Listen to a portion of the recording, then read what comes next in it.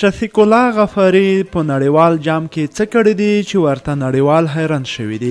ملګرو دغه ویډیو تر پایه راسره وګورئ، لایک او زموږ ګرانټي یوټیوب چینل ضرور د هر ډول سپورټي معلوماتو لپاره در سره سبسکرایب کړئ.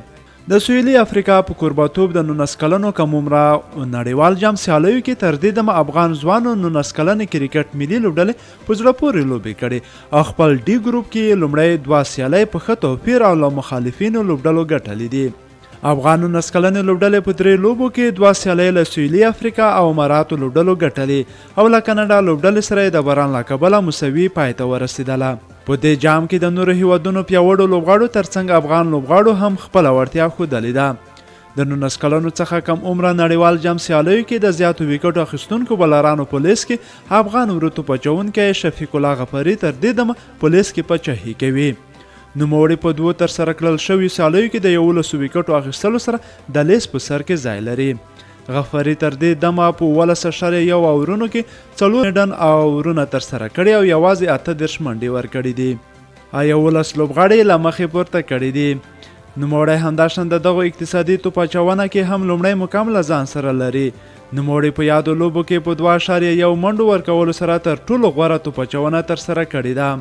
غفاري توپ اچونه په یو لوبه کې د 15 منډو په بدل کې د 6 ویکټو اخیستل دي.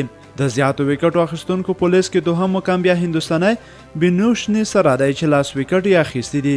په 3م مقام کې استرالیوي ټینسینګ دی چې په 3 لوبو کې 10 ویکټ یې اخیستي دي.